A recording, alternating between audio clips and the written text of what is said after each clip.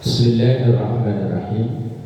Melanjutkan ngaji kita masih dalam bahasan wal matruku minas sholati 39 ya. Halaman 39 kalau nggak salah.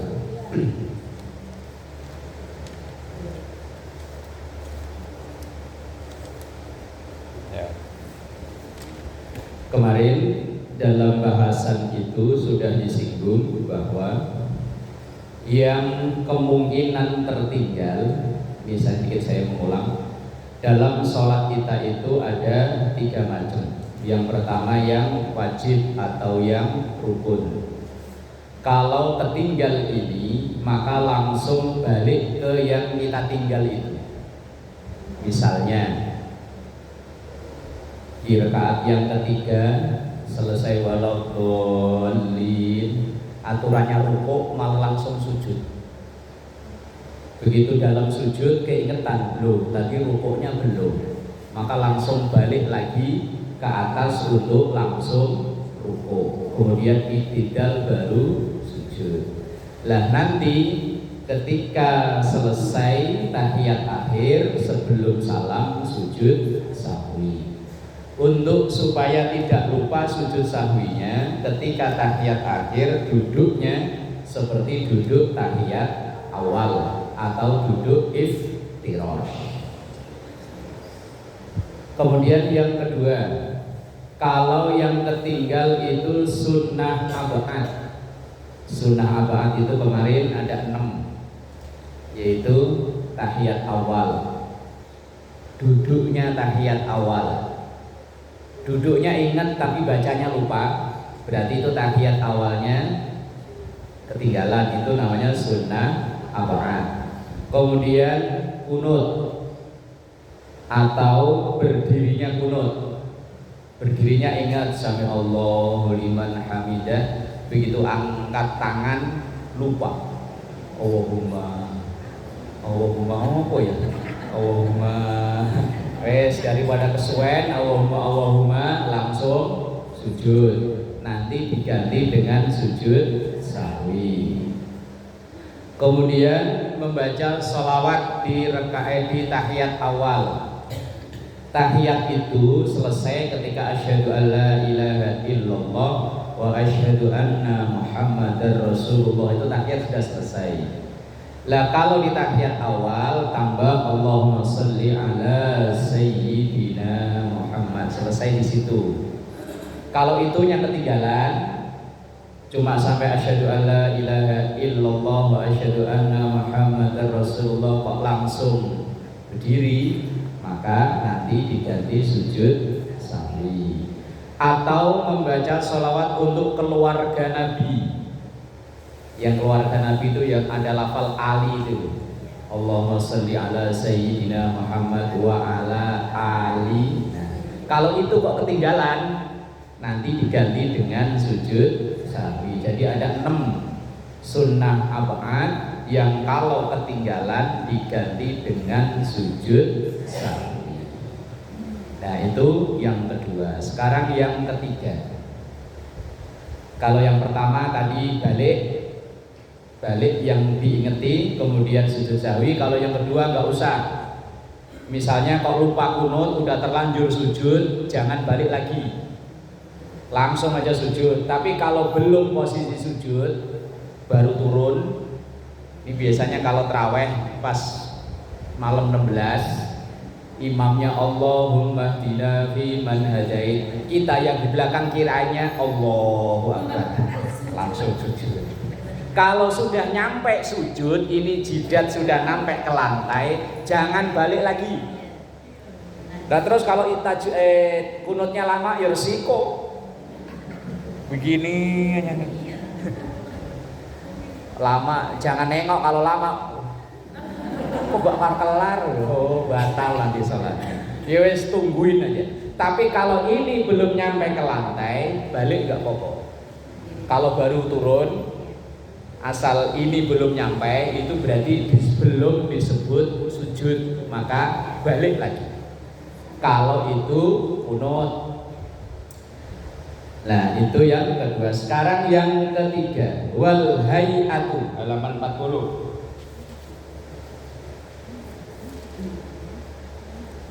Atau was sunnatu halaman 40 baris ketiga.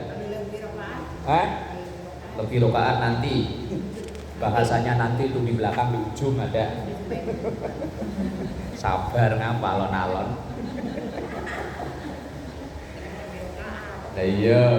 Was sunnatu halaman 40. Ya.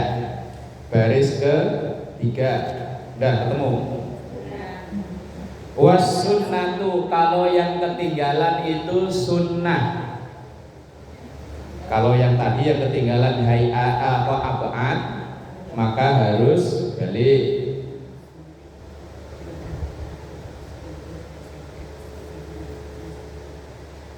Oh salah, 1, 2, 3, 4, 5 baris dari bawah atas.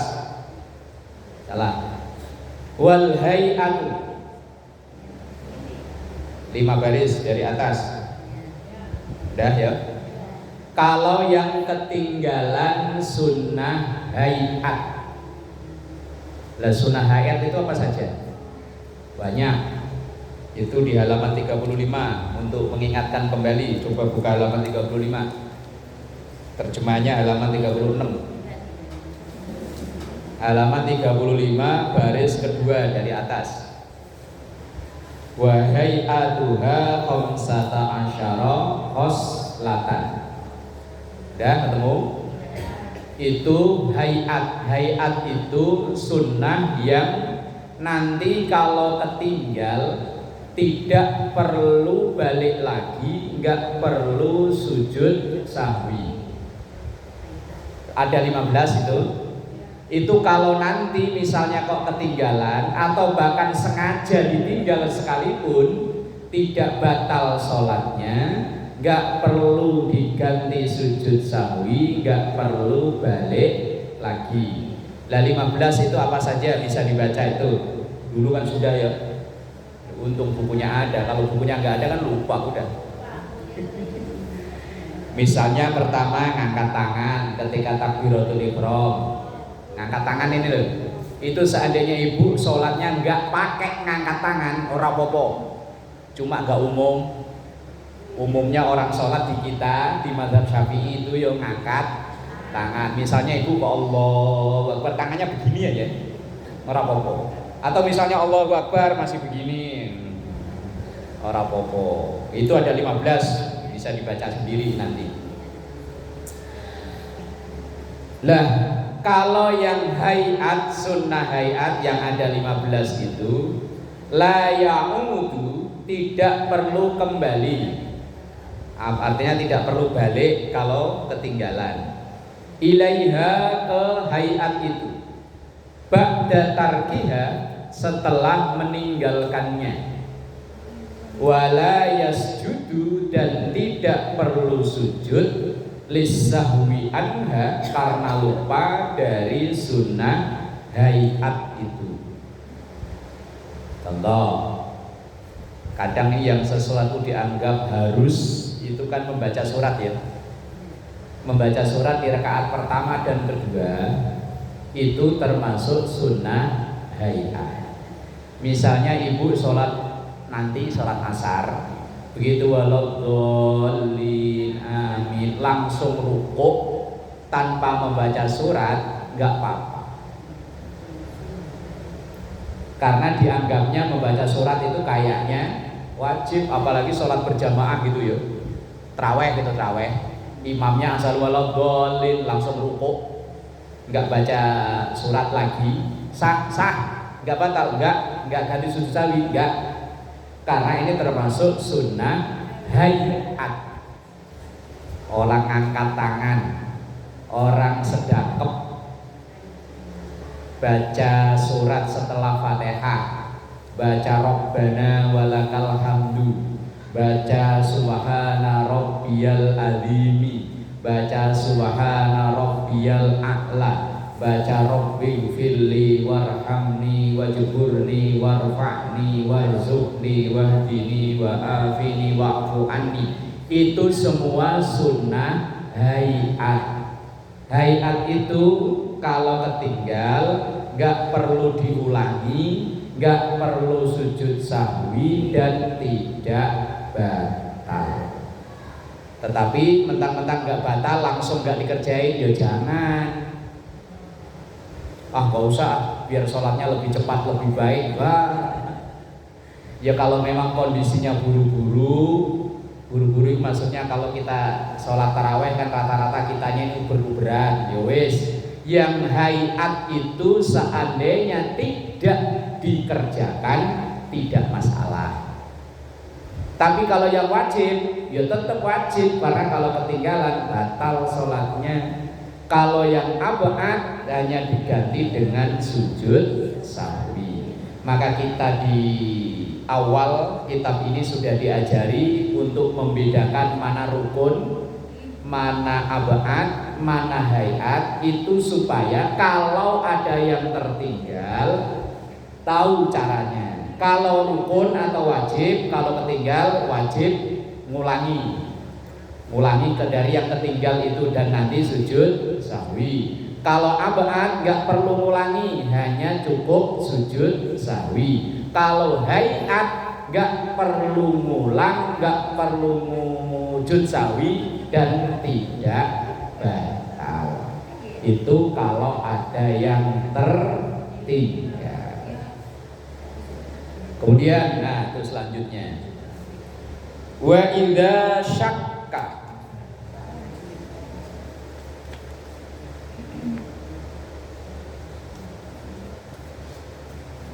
dan apabila ragu.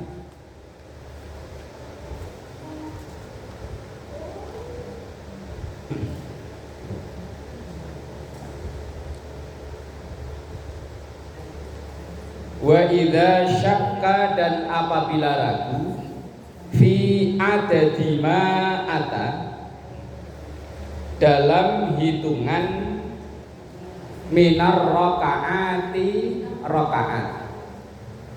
Kalau ragu dalam hitungan rakaat, apakah sudah 3 atau baru 2, atau sudah 4 atau baru 3. Tadi pertanyaan itu kan lah ya lebih, berarti kan awalnya karena ragu-ragu kan. Orang sholat duhur biasanya penyakitnya itu duhur, asar, isya. Kalau subuh kok sampai ragu, cuma 2 ekor ya. Kan rakaat pertama, rakaat kedua doang kalau subuh. Tapi kalau masih ragu juga ya wis terlalu. Kalau ragu sampai lah, namanya orang ragu 3 atau 4. Akhirnya sampai lebih kan gara-gara ya ragu ya. Nah, kalau nggak ragu kan yakin kalau duhur itu 4 aja. Lah gara-gara ragu tadi udah 3 atau 4 ya. Kira-kira pernah nggak ngalamin itu? Pernah ya? Kalau saya sering, bukan hanya pernah. Sering. Lah kalau kita berjamaah, kalau kita ragu, kadang kalau posisi imam, kalau salah diingetin makmum. Kalau kita jadi makmum kok ragu ngikutin imam, lah resikonya kalau sholat sendirian ya. Lah kan ibu-ibu rata-rata mayoritas sholatnya sendirian di rumah. Wa idza syakka, apabila orang yang sholat itu ragu fi adadi ma ada bihi minar rakaati, dari hitungan rakaat, bana alal yakini, maka ambillah sesuai dengan yang yakin, yaitu amwa al aqallu, yaitu yang sedikit. Kalau ragu 3 atau 4, maka ambil yang 3 walaupun aslinya sudah 4. Berarti kan harus nambah 1, maka jadinya 5.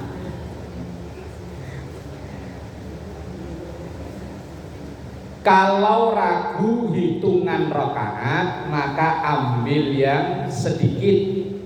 Kalau dalam ilmu qaidah fikih itu ada bunyi syair begini: au fil qalili wal katsiri humila alal qalili hasbama ta'assola Kalau orang itu ragu hitungan banyak atau sedikit, maka ambil yang sedikit.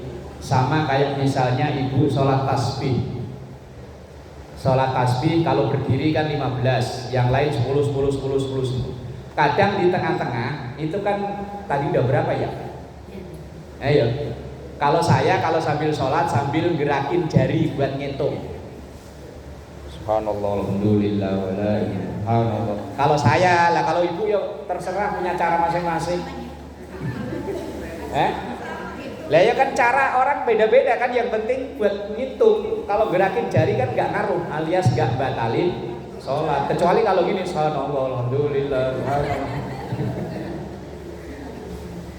Kalau ragu hitungan rakaat atau ragu hitungan kayak itu tadi, maka ambil yang sedikit. Nah kalau sholat subuh ragu 1 apa 2, ya ambil yang 1. Nah kalau ngambil yang 1 berarti hitungannya baru dapat 1, berarti harus nambah 1 walaupun aslinya sudah 2. Lah berarti kan jadinya 3. Tadi kan pertanyaannya begitu ya.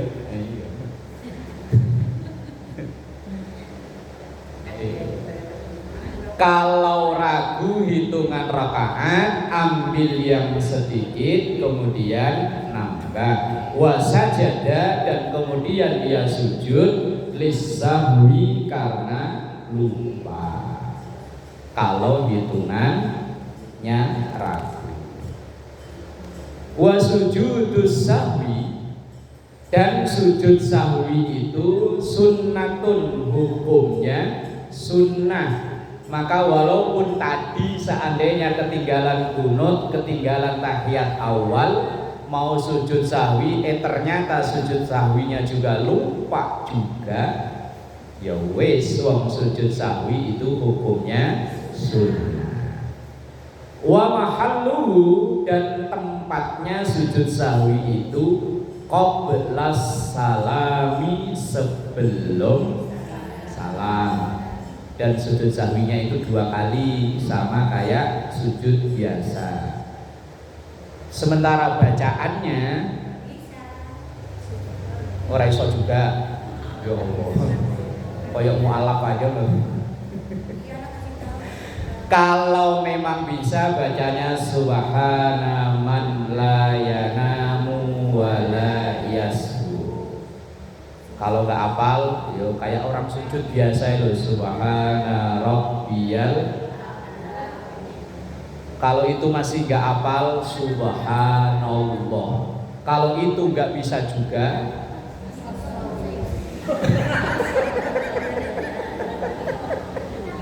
ya benar memang kalau itu nggak bisa ya astagfirullahaladzim. Ngaji tahun-tahunan kok yo. Ya kalau nggak bisa, atau bukan nggak bisa, aslinya bisa cuma lupa, wes meneng we meneng. Masal Allahu Akbar, blek, meneng. Ntar udah kelihatan pantas bangun. Rabbi firli, lupa juga, wes meneng.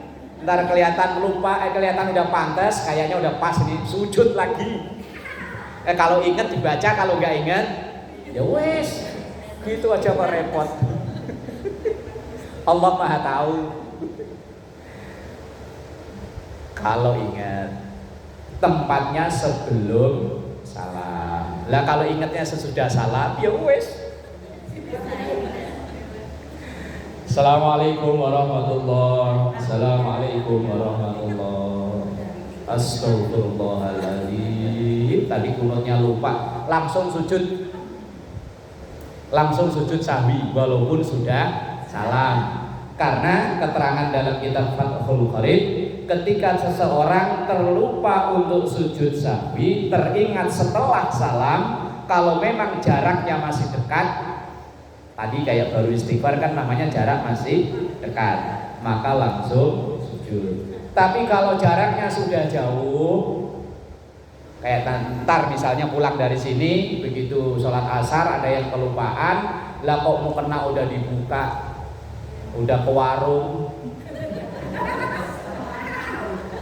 baru keingetan tadi sujud sahwi belum, ya wes, Lah terus sholatnya gimana? Allah Maha tahu, dah Allah Maha tahu. Lah makanya selesai sholat perintahnya itu Astaghfirullahal, minta ampun pada Allah.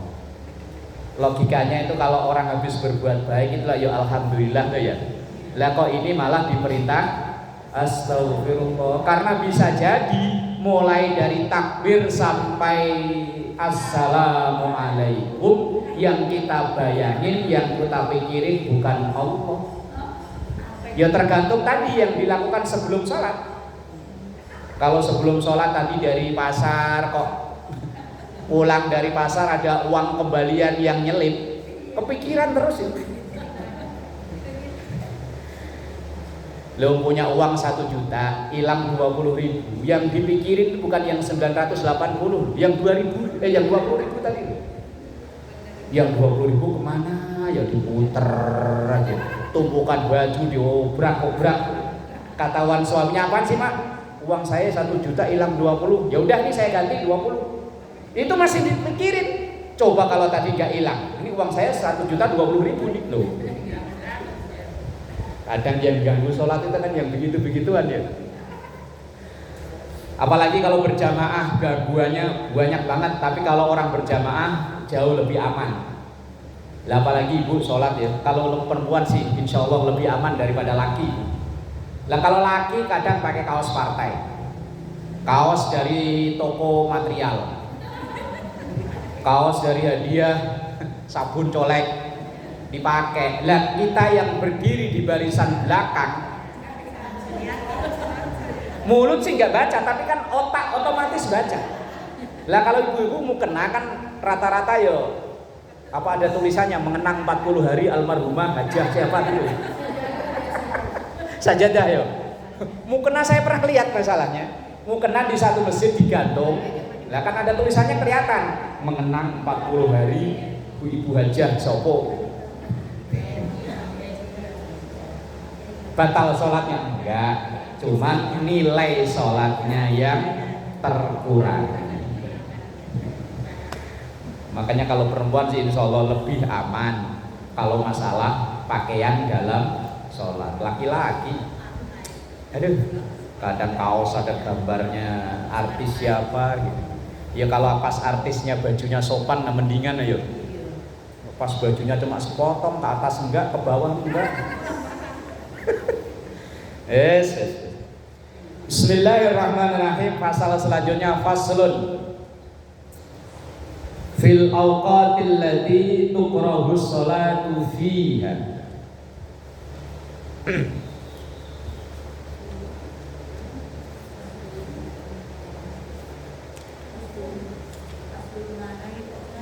Faslun wa khamsatu awqatin 41. Bener ya?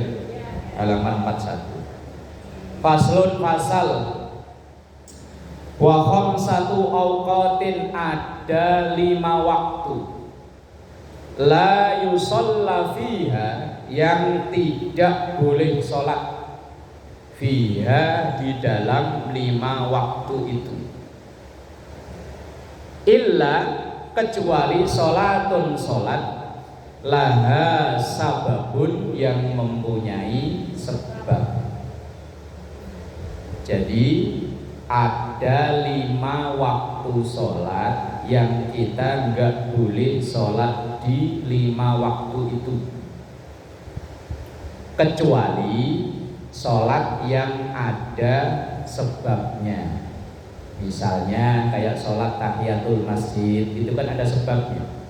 Ia sholat karena disebabkan masuk ke dalam masjid. Kemudian sholat syukur wudu, ia sholat karena sehabis wudu. Lah sholat apa saja itu? Pertama, ba'da sholatis subhi hatta tatlu asyamsu, yaitu setelah sholat subuh, hatta, sehingga, tatlu asyamsu, terbitnya matahari. sehabis sholat subuh, makanya nggak ada ba'diyah subuh. Sehabis sholat subuh sampai nanti matahari terbit, itu waktu yang tidak boleh sholat. Kalau sholat tahiyatul masjid boleh nggak? Ini kan tadi yang nomor 1, kan ada 5 waktu yang nggak boleh sholat. Ada 5 waktu yang wajib sholat. Berarti ada sholat wajib 5 waktu, ada 5 waktu yang justru malah nggak boleh sholat. Yang nomor 1 yaitu ketika setelah sholat subuh hatta tatlu asyamsu, sehingga terbitnya matahari. Ibu setelah selesai sholat subuh, assalamualaikum, assalamualaikum, sampai nanti terbit matahari, itu nggak boleh sholat. Lah kalau umpama habis subuh ada acara di masjid, lah terus ibu begitu datang karena terbiasa begitu masuk masjid langsung sholat sunnah tahiyatul masjid, habis sholat subuh sebelum matahari terbit, boleh kok nggak?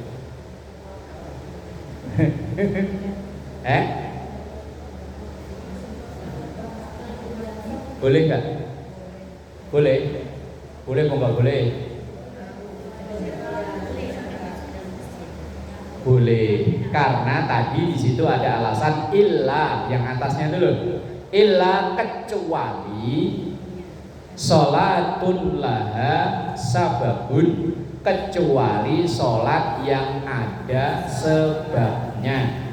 Lah sholat tahiyatul masjid itu kan ada karena disebabkan masuk masjid. Sholat syukur wudhu itu ada karena sebab habis wudhu. Maka walaupun habis sholat subuh sebelum terbit fajar, kalau tahiyatul masjid tetap boleh karena ada sebabnya. Kalau sholat jenazah ada sebabnya, karena ada jenazah. Lah masa nggak ada jenazah tiba-tiba sholat jenazah? Ada temennya rebahan di situ langsung sholli ala hadzal mayyiti Allah. Karena ada sebab yaitu adanya jenazah, maka ada sholat jenazah. Maka walaupun habis subuh, misalnya ibu habis sholat subuh, kemudian ada pengumuman, ibu-ibu, bapak-bapak mohon kehadirannya untuk mensolatkan almarhum si Fulan bin Fulan karena akan diberangkatkan ke kampung halaman. Lah tadi ibu sudah sholat subuh, belum terbit fajar, maka tetap boleh karena itu sholat yang ada sebabnya. Lah kalau nanti sudah terbit matahari udah terbit, dikira ditunggulah sekitar 5 menit 10 menit, ada namanya sholat isyraq atau syuruk, yaitu sholat saat matahari terbit sebelum waktu duha. Setelah itu sekitar setengah jam baru masuk waktu duha. Jadi yang pertama yang nggak boleh sholat itu adalah setelah sholat subuh sampai terbit matahari. Yang kedua, wa inda tulu'iha hatta tatakamala wa tartafi'a qadra rumhin. Wa inda tulu'iha, dan ketika pas bertepatan dengan terbitnya matahari. Makanya ketika ibu yang melaksanakan sholat isyraq, tunggu matahari benar-benar sudah terbit. Kalau sekarang kan ada jam digital ya. Ini jam ini ada nggak ini? Yang waktu isyraq atau syuruk tuh. Atau enggak di HP juga ada kok. Bisa ada aplikasi yang matahari terbit hari ini itu jam berapa itu ada. Kalau pas bertepatan dengan matahari terbit itu justru malah nggak boleh. Lah sholat isyraqnya kapan? Yaitu hatta tatakamala, itu lanjutannya, sehingga sempurna. Ketika matahari sudah kelihatan bulat. Kalau di kita karena kehalangan rumah ya nggak kelihatan ya. Kalau kayak di rumah saya masih kelihatan, karena depan rumah saya jalan los, sono sawah. Jadi masih kelihatan matahari baru separuh. Kayak anak kita SD kalau disuruh gambar gunung pemandangan ada matahari cuma separuh. Iya kan? Lah iya kan? Lah kemudian setelah itu bulan. Lah sholat isyraq itu nunggu kalau matahari itu sudah kelihatan bulat. Watar tafi'a dan meninggi, berarti udah naik. Qadra rumhin kalau dilihat itu kayak seukuran tombak. Tombak itu ya mungkin semeter atau 2 meter gitulah. Kelihatannya kita lihat matahari di timur udah kelihatan bulat, utuh, kemudian kelihatan naik meninggi. Lah itu baru sholat isyraq. Kalau pas bertepatan dengan matahari terbit justru malah tidak boleh. Yang kedua, yang ketiga, wa idza stawat hatta tazula. Yang ketiga yang enggak boleh sholat lagi yaitu ketika matahari tepat berada di atas kepala, atau namanya disebut waktu istiwa. Seandainya kita berdiri kok enggak ada bayangan, itu berarti matahari pas berada di sini. Nah itu kita enggak boleh sholat. Walaupun misalnya buru-buru mau pergi, nunggu nanti ini badan kita kalau kita berdiri di luaran mulai ada bayangannya. Lah kalau sekarang ya mungkin kita lihat jam. Kalau misalnya zuhur itu kok jam 12 tepat, umpama ya. Zuhur jam berapa sekarang? Ini jam ada ya? Di sini apa di mana sih? Oh, itu loh. 11.58. Umpama kok zuhur itu jam 11.58, maka istiwa itu biasanya hanya beberapa menit sebelum itu. Makanya kalau zuhur, kalau ibu mau sholat zuhur, tunggu sampai benar-benar ada yang berkumandang azan. Karena bisa jadi jatuh pada waktu istiwa. Istiwa itu pas matahari berada di atas kepala ini. Lah itu waktu hanya beberapa saat sebelum masuk waktu zuhur. Tunggu bentar lagi, begitu ada Allahu Akbar langsung Allah takbir, boleh. Enggak nunggu sampai adzan selesai, enggak apa-apa. Lah kalau hari Jumat, yang jadi patokan waktu zuhur yang hakiki itu adzan kedua. Kalau di sekitaran sini rata-rata adzan 2 kali, kecuali di Kebun Baru tuh. Kalau di Kebun Baru tuh masjid samping SD itu Al-Ikhlas itu adzan cuma 1 kayaknya. Lah kalau dia adzan cuma 1 ya itu buat jadi patokan zuhur. Tapi kayak Nurul Jannah, Baitul Taqwa, At-Taqwa ini kan adzannya 2 kali. Maka ibu yang di rumah yang enggak Jumatan kalau mau sholat zuhur adzan yang kedua. Kalau dulu ada omongan orang kampung nanti sholat zuhurnya kalau bapaknya udah pulang sholat Jumat gitu ya. Lah iya kalau langsung pulang bapaknya. Nah, kalau ngopi dulu, ngopi ketemu temen yang udah lama nggak ketemu, ngobrol sampai habis rokok sebungkus, pulang-pulang habis asar. Enggak. Orang tua dulu itu saking takdimnya sama suami, nanti suami pulang sholat Jumat ada yang nyiapin makan. Lah sekarang kan suaminya udah disiapin sama warung makannya. Enggak harus, itu hanya dulu etika orang tua ngajarin para istri, nanti begitu suami pulang itu udah ada siap, maksudnya begitu maksudnya. Tapi yang jadi patokan itu adalah adzan kedua. Kemudian yang ketiga, keempat, wa ba'da salatil asri hatta taghrubasy syamsu. Yang enggak boleh sholat itu adalah setelah sholat asar sampai nanti matahari terbenam. Misalnya ibu sholat asar, sekarang asar jam 3:30 yuk. 3:30 umpama taruh selesai ibu wirid dan lain-lain jam 4. Mulai dari jam 4 itu sampai nanti matahari terbenam nggak boleh sholat lagi. Makanya nggak ada ba'diyah asar. Dan yang kelima, wa indal ghurubi, dan ketika matahari terbenam, hatta yatakamala ghurubuha, sehingga sempurna terbenamnya. Ketika matahari pas bareng tenggelam sampai nanti benar-benar kelihatan waktu gelap, maghrib, masuk waktu maghrib, itu tidak ada atau tidak boleh sholat. Jadi ada 5 waktu yang wajib sholat: zuhur, asar, maghrib, isya, subuh. Ada 5 waktu juga yang nggak boleh sholat, yaitu 1, habis subuh sampai matahari terbit. Yang kedua, pas bertepatan dengan matahari terbit. Yang ketiga, pas matahari di atas kepala. Kemudian yang keempat, habis asar sampai terbenam matahari. Yang kelima, pas bertepatan dengan terbenamnya matahari. Jadi ada 5 waktu juga yang enggak boleh sholat. Sebelum ditutup, kalau ada yang mau menyampaikan pertanyaan, monggo silakan.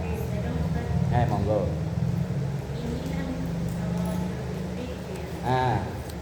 Kita kan kadang nggak boleh masjid, ya, jalanan.